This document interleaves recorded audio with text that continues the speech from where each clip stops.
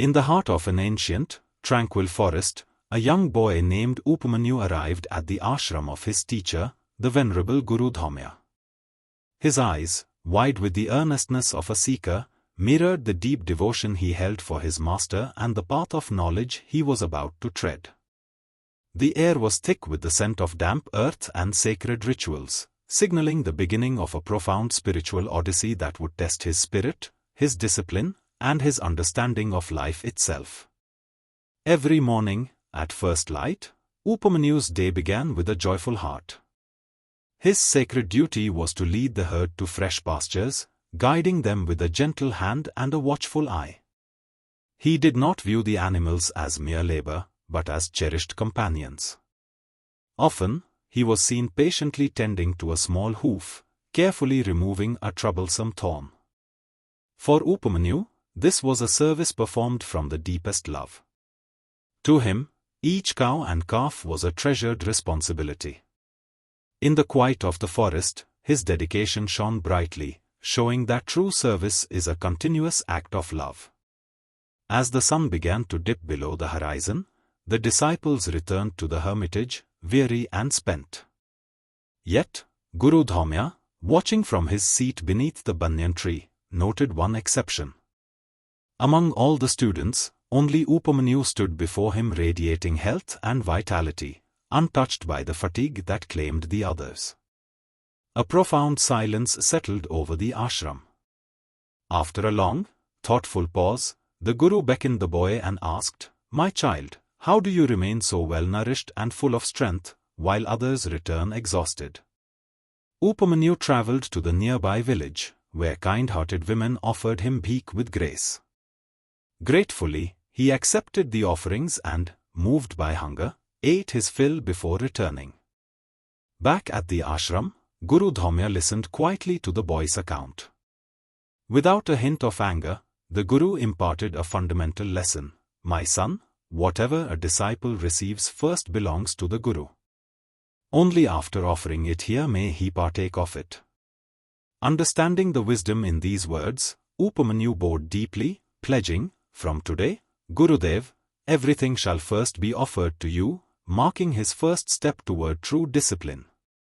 Several days passed, and once again, the Guru observed him.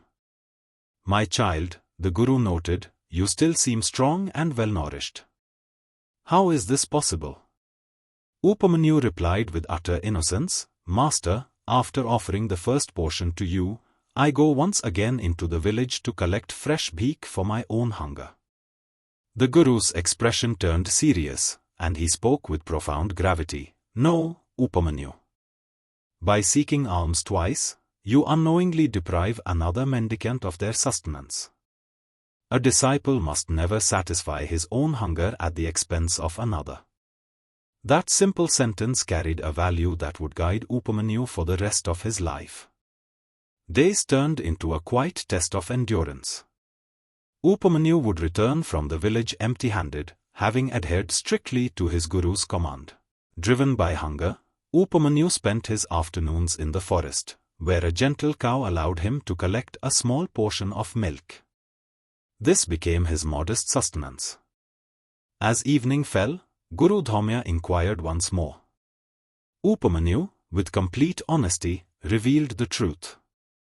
The Guru's expression remained composed but firm. "Those cows belong to the ashram. Nothing should be taken without explicit permission." Without a flicker of hesitation, Upamanyu simply bowed his head and answered, "As you command, Gurudev." In the deep quiet of the forest, Upamanyu watched a tiny calf drinking. As it finished, small white drops trickled from its mouth, and out of extreme hunger, the boy respectfully gathered only those fallen drops in a leaf cup. Yet, when the Guru learned of this, he stopped him once more. "Those drops too belong to the calf, my child. Compassion does not end where ownership ends. Let every living creature receive its full share." With these words, the story shifted from a lesson in obedience into a teaching on absolute empathy. The sun hung low, but for Upamanyu, the day brought no sustenance. There was no bhik, no milk, no scraps.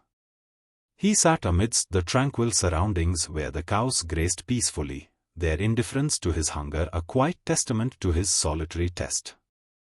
His hand trembled, and his throat grew parched as he sat in silent vigil. Despite the physical toll, he remained unmoved, his expression devoid of complaint as he embraced the silence of his devotion. Desperation began to settle in as Upamanyu wandered deep into the forest, his frame now thin and worn. He stumbled upon some unfamiliar leaves and reached out to take them. Before consuming them, he hesitated, his gaze turning upward toward the sky. In that quiet moment, he whispered, "May this sustain me until I return to serve again," before finally eating. The forest began to transform as the weight of the fast took its toll.